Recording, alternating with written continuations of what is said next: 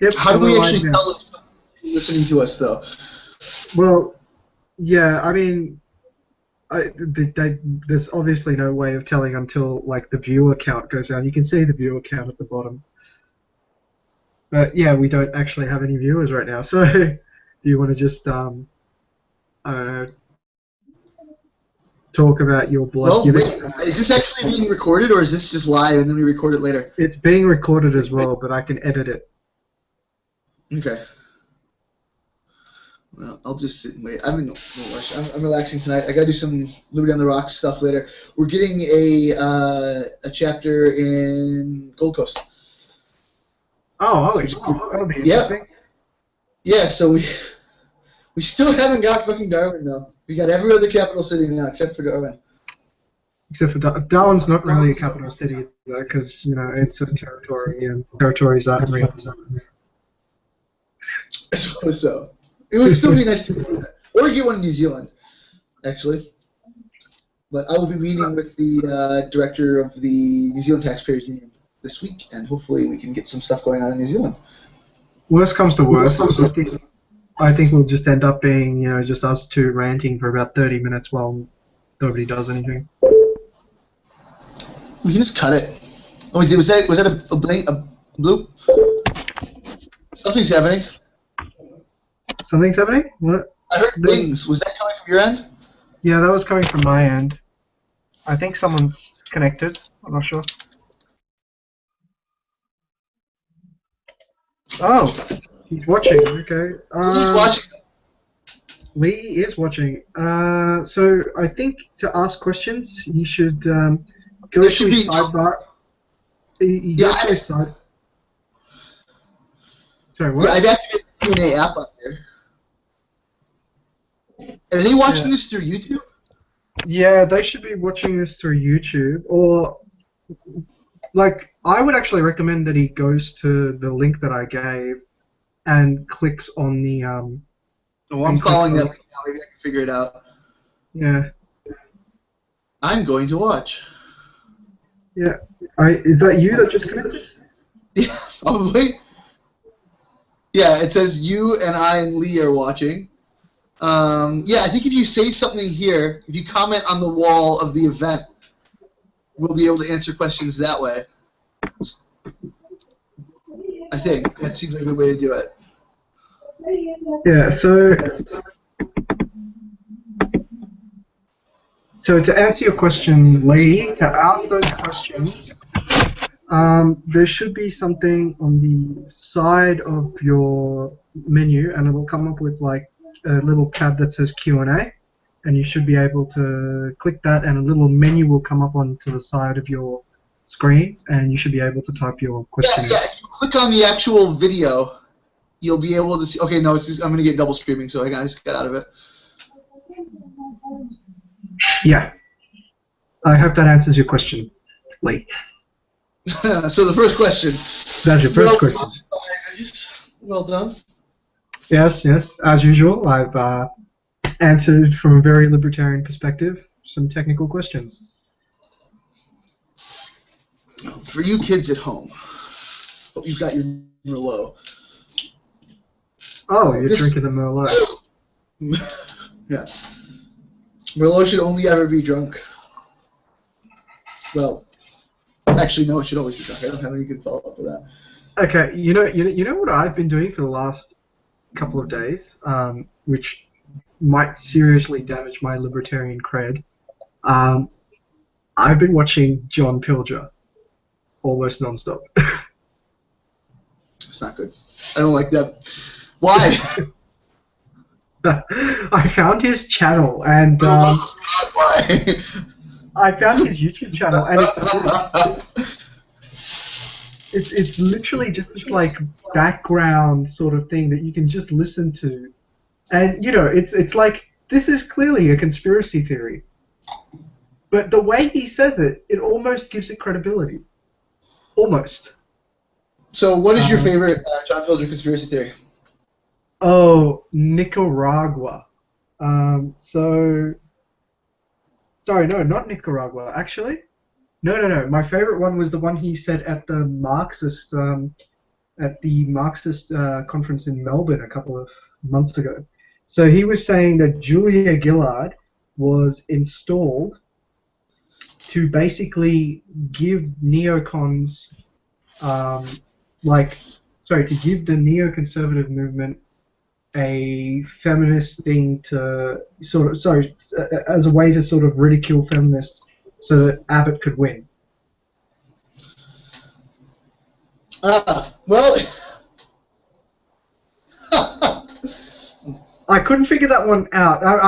I'm probably verbling him, and I probably should link it. No matter what evidence you hear, it supports your theory. Yeah. The other favorite one I had was the Nicaragua one, where sorry, not Nicaragua. Why do I keep saying Nicaragua? I meant Mexico, where he. They're not the same. They're not the same. No.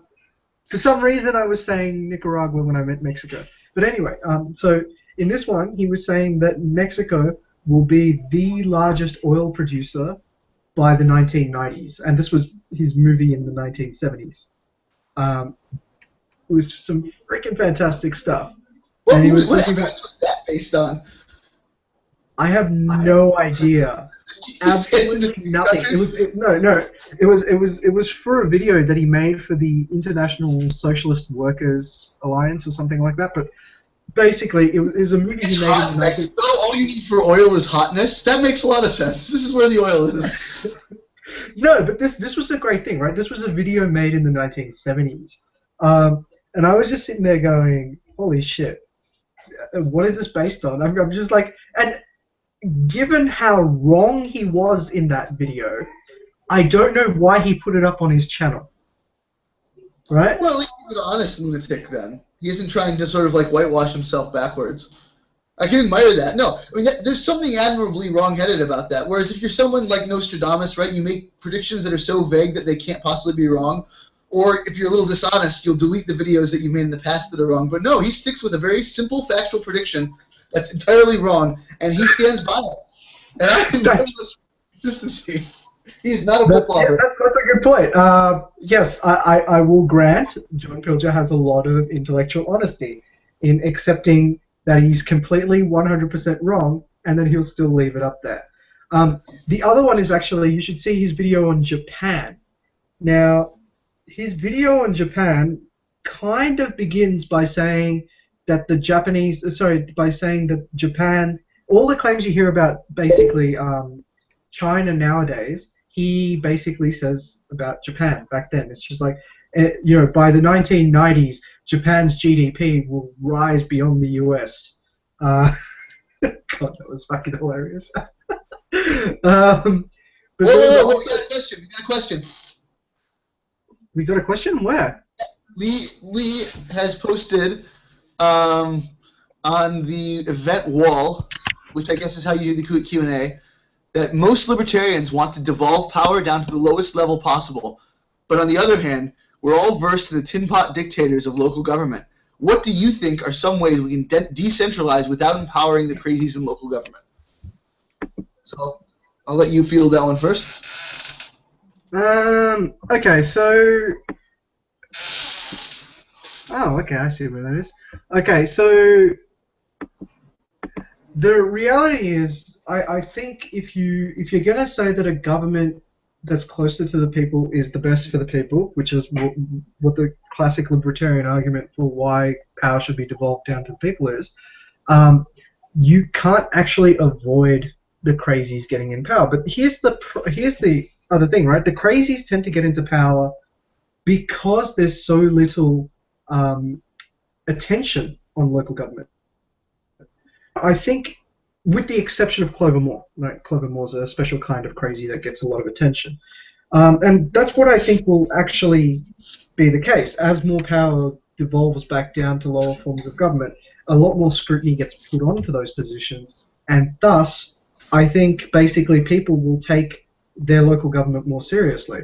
And I'm not talking in the sense that, like there'll be electoral sort of thing. I'm talking like, fire and pitchfork sort of, dealing with crazy people in power. And I suppose I think that the problem will sort of work itself out. Well, so what I would say, and forget who actually said this originally, so I'm going to incorrectly attribute the quote to Mel Gibson's character from The Patriot, that there isn't a real strong difference between being ruled by one tyrant 1,000 miles away and 1,000 tyrants 1 mile away. And having a tyrannical organization that you don't consent to, it doesn't really matter where it's based and where it is. If they're forced to do things against you well. I think the best analog to look for in how an ideal libertarian local government would act is to a sort of a housing association for a big block of units or something like that. And to be fair, they can pull a lot of terrible things, right? Like if you have a good association like I do, it's not a big deal. Like things go very well. If you have a shitty association, like I've lived in some of them in the past, there's a lot of crazy people with a lot of crazy rules, and you have to deal with them the same way you would any sort of strange leader. But the advantage you have, personally, in a lot of cases, there's a much better position that you can actually interact with them face to face and make your case a lot better. So if you trust your neighbors a little bit more than you trust people in Canberra, which maybe you do, maybe you don't, then you wouldn't be that scared by the notion of evolving towards a more local form of government. If you don't trust your neighbors, I can see you having a really principled opposition to stronger local governments. The general argument of whether or not they would be worse or better than they are now if you didn't have levels of federal power is probably based mostly on taxation powers. If you look at the amount of taxes that a local government can extract, which limits the amount of activities it can perform, that's inherently confined in a small geographical area. Now, the current system, we have a strong federal government taking taxes from the whole of the country and redistributing it back down to local governments. That's where I think the majority of local government funding comes from. I could be wrong on the facts, but I'm pretty sure it comes from federal government grants, either state governments for the purpose of local governments or directly to local governments. Sorry, not directly to local governments, unless we recognize them in the Constitution. Yeah, so I was going to say. It goes to the states and then to the local governments. What you're actually referring to there is referred to as the vertical fiscal imbalance. And what that does is it does not allow or does not require local governments to raise their own funds, which means that a lot of federalistic-style competition can't actually take place. That you're paying for your local government partially through your rates, but also partially through all the stuff you're paying to the state government that you have much less power through voice and exit. So I know that doesn't fully address the issue. Obviously, there are still some concerns, and you really want minimalistic, most libertarian at all levels of government. But there's a lot of reasons to expect, I think, that the more tyrannical local governments would not exist if we had a weaker central government. All right, leads us another question. Are there any alternative theories to how land is originally appropriated and owned other than the homesteading principle? Yeah. So to come up with one off the top of my head, there's the idea that you can't own land. That's sort of the... Well, no, but that's essentially the diametric opposition, is that the opposite of the homestead principle, where you own land by producing your labor with it, making it productive, is you can't own land. That it's impossible for any one person to own land. So there's actually a school of anarcho, well, I call them anarcho-capitalists, but they would allow a form of land tax. Georgists. System, the Georgists, yeah. And that's one philosophy, is that you can't own land. And the other one is it's called Usufruct. I forget, it's a German word, and that's the idea that you own land as long as you're using it productively. So you can own land, but you can't own land if you're not going to use it. So I can build a factory on land, and I can own that factory and produce things there, but I can't build a fence around land and then rent it out to other people. I have to be using them directly, and that philosophy can actually be applied to other capital tools. So land is one way you can apply that. You could also say that you can't even own a factory unless you're working at the machine, then you own the machine you're using. Some people would take it even further and say you don't own any property except for something you're actually physically using at that time. So that's sort of like the preschool model of property rights, that if you're playing with it, you can keep playing with it, but the moment you put it down, any of the other kids can come play with it. And I butchered that. I have to admit, I have a bit of sympathy towards the Georgist view, in the sense that if you're going to have a state, I think the Georgist principle works the best because the Georgist principle basically says there's a gigantic land tax, which is the only tax the state collects because everything else, robs too much from the workers. Um, Henry George, who came up with this system, was actually a socialist, but he kind of recognized that companies don't actually own their own assets or money, right? Everything corporations have, everything the bosses have, either it comes from their income from selling things to consumers, right, who happen to also be workers, or it comes from investors who occasionally tend to be workers, or it comes from consumers, investors. What was the third of? I can't remember the. Huh? I was going to say there's also one more form of theory of property rights for land that we should cover, and that's that the government creates them. The government creates land property rights through land grants, through basically saying that you own this. And I think that's what our legal system would currently be based on, is the idea that government can decide who can use what land for what purpose. If not explicitly, certainly that's implicit. But I think the notion of crown land, essentially, right? That's the government can own this out. I was going to say that is crown land that you're describing. But sorry. But I was going to say, I generally think the principle of homesteading isn't too bad as a concept for land theories. For land distribution. The main issue with homesteading is essentially it begets the notion of violence, right? The fact is, right, if I can defend my property with as many big guns as possible, it's my property. Now, the more effective solution from that is to put a price on it, right? And I think that's why the Georgist principle actually appeals to me. To be fair, protecting your land with guns is increasing the price of taking it over. I mean, self-defense is a form of price increase. That's why it works. That works as a deterrent. Yeah, but like I said, that's a very violent means of defending property, which is why you can do that with any theory of land and ownership, right? If you have the big enough guns, the fact is, it doesn't matter what the prevailing philosophy is. If you have enough guns to fight the next biggest person and the next biggest person and maybe the next 10 biggest people combined, the land is whoever you say it is. It belongs to whoever you say it does. Okay. Now, you want a system that minimizes that, ideally, right? But that has nothing to do with the actual fundamental philosophical theory on how land rights are distributed. Because there's the ethical distribution of land versus the de facto distribution of land. Cool. So Lee managed to get another question in. This just goes to show how few questions we're getting. So his question is... Yeah, we can always talk for hours. If we were to start a beginner libertarian book club, what 5 books would you do first? Let's see. I would do, off the top of my head, Economics in One Lesson. Is that the... No, I'm looking for inspiration.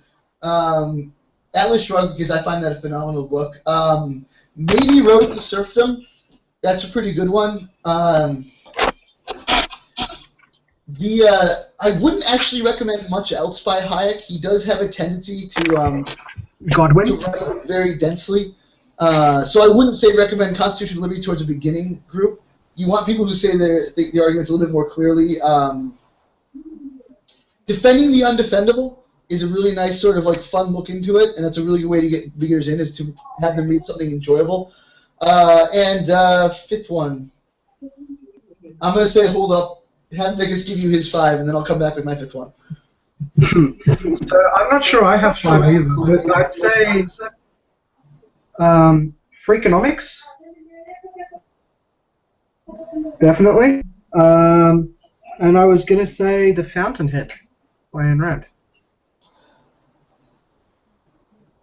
That's interesting. I mean, that's not 5. I wanted 5. I need more time than that. Yeah, well, okay. I was trying to think as well. It's not, actually... So I was just saying, something that I would actually really recommend as my 5th book that I'm going to throw in here. It's actually a children's book, and it's called No Coins, Please. And I have very fond memories of reading it as a youth. And it's actually it's a fairly not well known book, but I think it should be. And it's a story about these kids going on this summer van trip back when you were allowed to go on summer van trips when you were a little kid with random teenagers. And they went around the country, and one of the kids is an entrepreneur, and he basically travels from city to city making stacks of money on various cockamamie entrepreneurial schemes. And it's just an excellent introduction of the entrepreneur as the hero rather than the villain. So I don't know, maybe not for a book club, but if you're looking for just like a really nice, simple introduction to libertarianism, especially for a younger person, No Coins Please is a book I would definitely recommend. Actually, I just realized. Okay, presuming you can include comic books, right? Presuming you can include comic books, I would say Guardians of the Galaxy. Are you sure? Well, the movie adaptation of it was a little bit different, but the underlying thing in the Guardians of the Galaxy is essentially that the guy is a completely free agent, yet he makes all these moral choices, right? And it explores libertarianism from the concept of the perspective of, hey, you have absolute freedom, right? But that doesn't mean you're going to be a total cunt about it, right? And I thought that sort of comes at libertarianism from the moral aspect of it. You know, like just because you're not going to be held back by rules and laws, you're going to be held back by your own morality and conscience. I think an honorable mention on that list, depending on if you're looking for a libertarian book club or an anarchist book club, would be For New Liberty by Murray Rothbard. It's fairly extreme, and if you want a more slightly gentler approach to anarchy, I would go with The Moon is a Harsh Mistress by Robert Heinlein. But when you ask a question like that, so beginner libertarian book club, really the follow-up question is for whom and how libertarian do you want to be? So something nice and simple like Economics in One Lesson or Free to Choose by Milton Friedman, sort of like common sense, very moderate libertarian reforms. That if you're trying to start it for people who maybe aren't that well versed in libertarian arguments, those sorts of books are really good places to start. Bourbon for Breakfast, Defending the Undefendable, both good books in that vein of introductory libertarianism. If you have people who are already very familiar with the core ideas, and then you want to load them up with the slightly more extreme stuff, that's when I would say bring in maybe von Mises, definitely more Hayek, Rothbard, Rand, and So I actually, honestly, I've always avoided recommending Milton Friedman, and it's partly because the experience that I've had with introducing people to Milton Friedman is that for some reason they form an attachment to some of his more, I guess you could say, communitarian views. So take education, for example. So with education, he supported the voucher scheme, right? And now you think, okay, fine, he's saying free to choose. Parents should be free to choose which school to send their kids to. Noble aspiration, sounds great. But the policy that he's putting into place is essentially a price floor on education. You'll never get education cheaper than that. And not just that, but it also pseudo-nationalizes the entire education market. Because now, instead of people making their own choices about education, there's the government basically saying, hey, look, here is a minimum amount of money that you're going to get from us to spend on education. Go out and do whatever you want with it. You know, they're trying to do something like that, right? That's the public school system. Yeah. I mean, like they're like that system already you're talking about already does exist. So he wasn't talking about the voucher system in the absence of any public schools. He was saying better than the system we have now. Yeah, except it's no. See, the public school system actively competes with the private school systems currently, right? What he's saying is incorporate the entire thing and have a funding model that sets a price floor across all education systems. No, not true. You can still. I think the understanding was you could still send your kids to a non-rec. So right now you have to like schools have to be recognized for you to be allowed to send your kid there, right? Or you have to homeschool them. You can't just send I can't just go out and start my own school and be like, Austin's private school, give me $50, I'll teach your kids some good maths. That's not allowed. So you still have government approving all the schools that aren't public, and in some cases trying to set home curriculums. So that's going to exist no matter what. All that's changing is that they were saying that in addition to the money that we're going to spend anyway, right? Normally it would go to the public school system. Instead of us spending that money directly on a public school system, we're going to give it to the parents to spend on whatever school they want. Now, it doesn't fix the problem, and it's going to actually end up decreasing the amount of funding going to public schools, which is why a lot of people oppose it. But it doesn't increase the amount of public funding on education the way he envisioned No, it. I never made the claim that it increases the funding on public education. What I said is it sets a price floor on education. How is it a price floor? Well, Any different than what we have now? Well, if you're saying that every person gets X amount of dollars to spend on education, irrespective of what school they're going to, right? Yep. All of a sudden, now the cost of even the most basic education is going to be equivalent to that, $8,000 figure. It's a price Who pays floor. for education now? Huh? Who pays for education now? Who pays for public school education? Is it free? Well, public school education is focused entirely. I'll agree. Like, there's no savings made. Sorry, I'll agree that there's. We're not arguing over whether there's savings or not between the policies, right? To the net cost of education. To the current cost of education, that's not changing. We're just changing the mix of where that funding is going. Now, what I'm saying is, more private the schools. underlying problem with that premise is that you're setting now a price floor, right, for education, while at the same time you are co-opting the entire education system into the national scheme. Now it's going to be a case that, basically, if you want to be an education provider, you have to be inside that system to accept that money. Otherwise, you're just not. Have to be inside that system to be an education system. I can't set up my own school. If you want to get rid of the certification, and you're saying that if we introduce the voucher system and get rid of certification, that would have a deleterious effect than if we had just gotten rid of certification.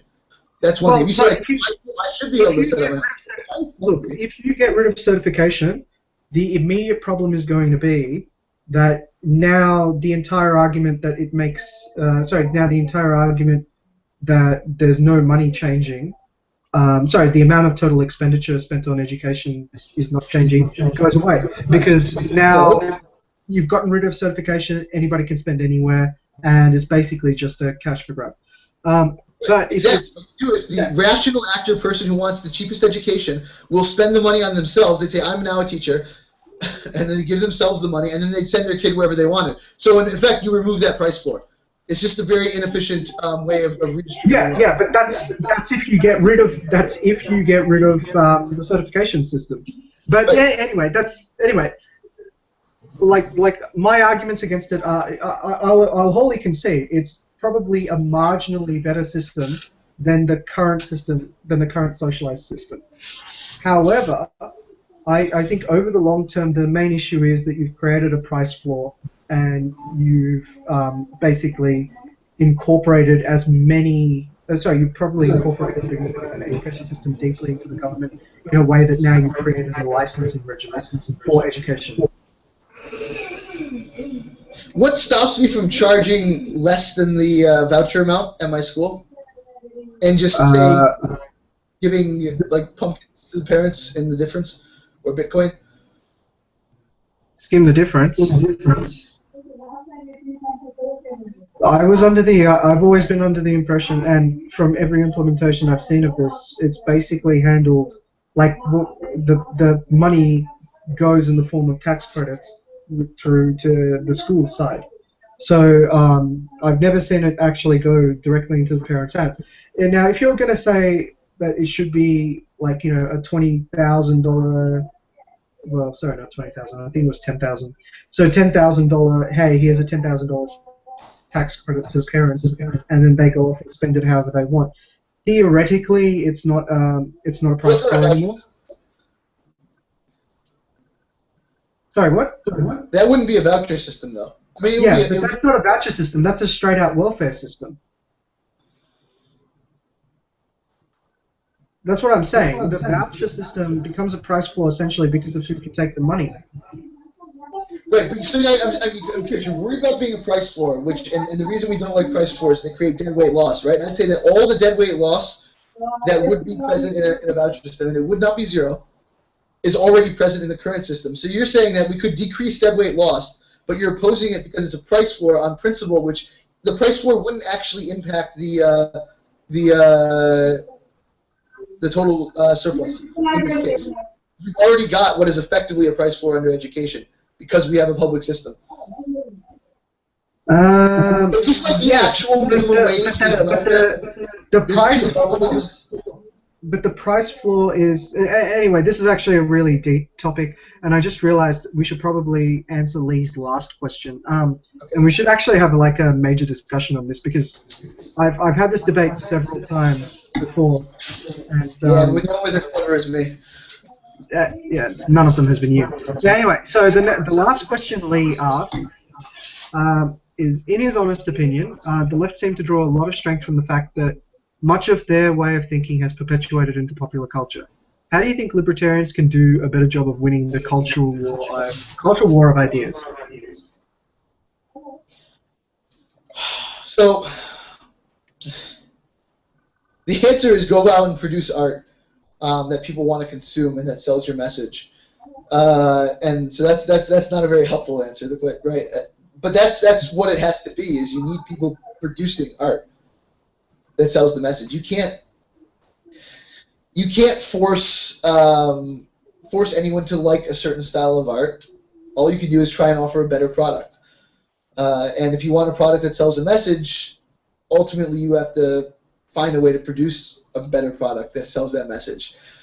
Finding alternative ways to support the arts that you like might be something. So fund libertarian artists on Kickstarter when you see them, if you're not confident creating something yourself, or go out and create something, or try to avoid patronizing things that are anti-libertarian. Like, don't go see Oliver Stone's latest movie; just pirate it. You're on the margin. You're decreasing the amount of money available to Oliver Stone to make horrible movies, and that's fine. But aside from your own actions, I don't know that there's an easy way to do it. Like, recommend the good libertarian stuff out there to your friends, right? Try and get everyone you know to watch Serenity, watch Firefly, the Lego Movie. Find movies that have semi-libertarian messages and trick your socialist friends into watching them. So I had some really good success recently with The Castle, which is, of course, a libertarian film. I convinced my parents to watch it and to enjoy it, and only afterwards did I explain to them why the heroes of the movie were libertarian heroes. And they got really upset because they'd enjoyed the movie up to that point. But so subtly work these libertarian messages towards other people, and allow the art to speak for itself. Like, don't go say, "Here's a libertarian movie, now watch it with me." Say, "Here's a really good movie, I think you'll enjoy it." And then after they said, "Yeah, I really enjoyed that movie," say, "Ha ha, freedom! You actually like it." I'm not entirely convinced it's necessarily art.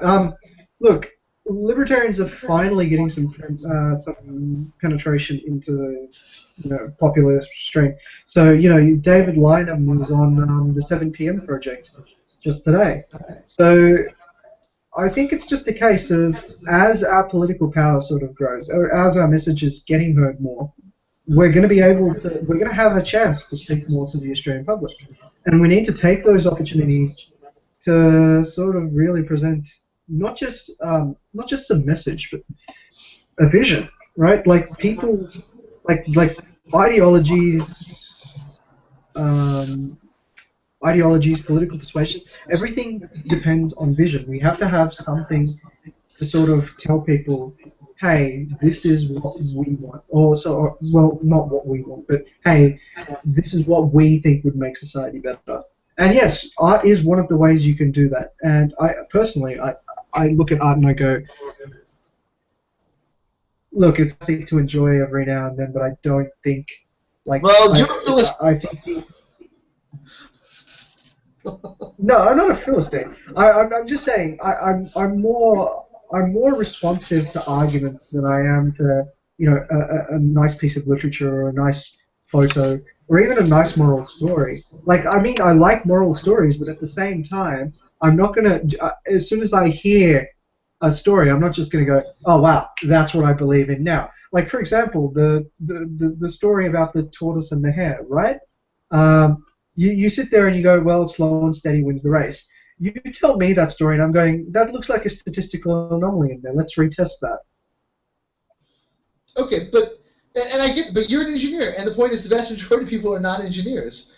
And the question is, do you want to convince other engineers, or do you want to convince the vast majority of people? And I'd argue that the arguments are already being made to convince the engineers. We've got a lot of good economists. We've got a lot of good philosophers. We've even got some bad philosophers, and they are selling the message hardcore in terms of the publication. Like, even I look at the very simple stuff where there really isn't debate among economists. People still have trouble like accepting the idea of no minimum wage or something like that. Like, they get really upset about it, even though the economics is there. Like, there's a few people who say that the minimum wage is a good thing, and it's okay to, like, you know, disemploy some people because we'd rather have the people who are employed, who remain employed, having this higher wage. But the majority of economists would not tell you that. The story that needs to be won over is the narrative story, the moral story. So Aristotle talked about the three forms of persuasion: ethos, logos, and pathos. And his, you know, he was a Greek philosopher, and he said logos. Rational argument. That is the highest form of argument. And the problem is history has proven him totally wrong. It may be the highest form of argument, but it's not a persuasive form of argument. Pathos is a close second, and logos is way down there. If you want to persuade the mob, and ultimately the mob is who you have to persuade, you have to appeal to the emotions of the people. You have to tell persuasive stories. You can't just say, here, look at this graph. You have to tell, why do I care about this graph? Give me a story about a child who this graph is representative of. Don't just show me the graph. And I think that's the way to sell it. And that's why we need to emphasize it through the arts and through endeavors like this one, this podcast, actually. This is a creative way of trying to get libertarian messages out there. Sure. And it also gets one of the things is, I think we're often criticized for being a little bit monotonous, and that all of us kind of just repeat the same couple of things over and over again. And I think one of the things this podcast has done is show that there's a diversity of views. Whether it's there's my views and there's a whole lot of wrong views. Sorry, what? There's my views and there's a whole lot of wrong views. But you're right, there's a diversity of views. Yeah, so Lee's asked one final question. Who will the road? Are we starting the actual podcast soon, or is this part of the podcast? No. So this is the last question. So the last question. Who will build the roads? Who will build the roads? Where we're going, we don't need roads. In the libertarian, I wanted to say that. We'd have flying cars by now. The fact that we still need roads is just a relic of statism slowing us down. That's my answer. It was going to be mine. You stole my answer. What I was going to say is, it's actually interesting that we have this massive discussion on roads and why your average statist will immediately run to roads as some sort of example of this government thing that you just can't do without government. And I'm always reminded of that meme that popped up, and it's just like, you know, those two guys in the office sitting there questioning the other guy, going like, so, does the government build the roads? And he replies, well, no, we get contractors to do it. And he says, but the government pays the contractors, right? And he says, well, no, we get money from the taxpayers and then pay the contractors. Right. And then they ask him, so why does the government need to be involved in this? Why don't we just get the people to pay the contractors directly? At which point he responds, you see, people don't know how to deal with companies.